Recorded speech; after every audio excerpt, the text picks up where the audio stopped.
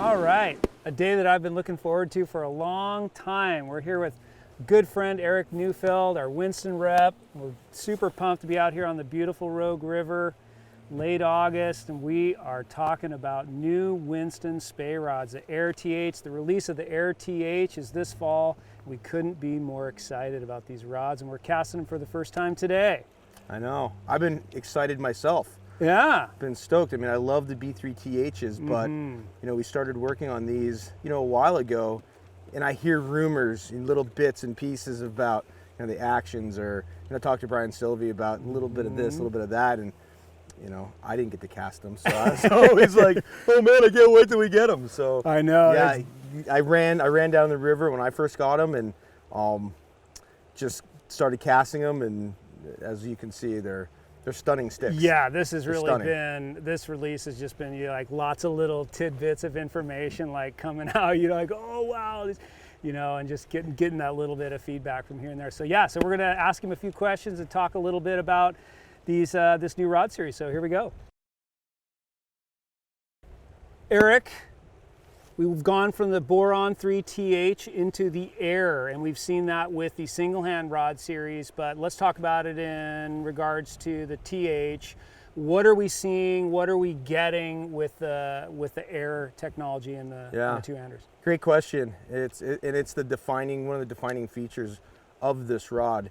This is the first time that Winston or any manufacturer in the world has been able to combine, a boron, piece of butt section, really high modulus graphite, floor grade cork, high component guides, but maybe most importantly is a nanosilica. And it's this glue or the nanosilica that's really creating these rods to be, feather light. And that's the first time, Winston's ever done this. It's the first time I know any manufacturer was to take all those materials and blend them into one stick. And it's what gives them the feel, the lightweight, the action of the rod or the taper is really giving them, the action of the taper. But in terms of, what are you getting that's different than your B3TH, or certainly more than your B2X, would be all those new, materials combined into one stick. Yeah, I feel like I've gotten that feedback from the first couple rods that I've cast, which is the 13.36 and the 12'5". Like I almost feel like, these rod models are almost unachievable with the graphite that existed before, Yeah. And now this stuff is like, you're really able to create these unique models, with this technology. It's allowing you to do it, yeah. Yeah, and I think some of it was, take for example, you just cast the 13.3 for a 6. Here's a rod, the 13.3 length is so loved and coveted in the B2X as well as the B3X. Oh, yeah. And for us to take these new materials and make a really truly a 6 weight, you're no doubt this is something that maybe we haven't been able to do in the past, and now we can do it to give you lots of feel, crazy lightweight, and in a format that really makes sense for the modern day, summer run steelhead angler. Yeah, so it's exciting. Yeah, really exciting. Cool. Yeah. So models, great lineup. Can you run through the available models for us? Yeah, you bet. So a lot of models, more than we typically have. We wanted to start out with a 5 weight, with the trout revolution and the Spey, trout revolution going on. Rod. Definitely wanted to build something that fit into that arena, so we did a 12-foot 5 weight. But with that said, that rod is certainly going to be at home on the Rogue River, on the Deschutes, the Grand Ronde, the John Day. I mean, there's a lot of places, the Klamath. I mean, there's all kinds of places for that configuration. From there we have an 11'6" 6 weight, which is kind of a a long time player in the catalog. Great rod, certainly at home down here in Southern Oregon. From there we go to the classic and the really let's say loved 12'6" for a 6. I mean, that's kind of an iconic configuration that we certainly felt would be something we wanted to keep. Yeah, real familiar. Yeah, then from there we went to the 13.3 for a 6, which is the new one that's certainly got a lot of hype on it, and understandably it's a great configuration. And then we did the all-time favorite, the iconic, the Hall of Fame winner 13.3 for a 7. Yeah, great rod. The new one's I can't wait for you to cast it. Nice. So From there, we're going to go in the 13.3 series. We did a 13.3.8. Killer. Yeah, so we did 13.3 and 6, 7, and 8. Nice. And then we did some shorter versions. So we did a 12'3" for a 7, a 12'3" for an 8. Perfect. So, you know, coast rods where maybe you're in, you know, places where you've got, you know, some overhang, you're taking inventory of, you know, creative casting. That shorter length really lends itself to that. From there, we did some 8 weights. We did a 14 for an 8. Oh. Yeah, we did a 14.6 for an 8. Sweet. And then the last one, the big one, was, you know, one that I really requested was a king salmon rod, or maybe even Atlantic salmon rod, a big rod, 9 weight, but 12'9", so shorter leveler. Yeah. So you can, you know, put the heat to the fish. Nice. But really fast action. That one is a rod that will cast T14. You know, as our friend George Cook would say, a dead sparrow on the end of your fly. You know, so that kind of stuff. Exactly. So a real big stick. So some really cool new models. I was stoked to see those 13.3s. Like you said, it's such an iconic length for Winston, such a familiar length. You know, people coming from, you have a 13.3.7 and, you know, exploring this longer 6 and that 13.3. It's still comfortable, right? Like it still absolutely has that familiar feel to it. And I think that was really a smart idea for Winston. Yeah, it's kind of for Winston, that 13.3, for whatever reason, has been kind of their magic, right? Yeah. It's the length that they do so well. Very few people, I think, have ever done a 13.3.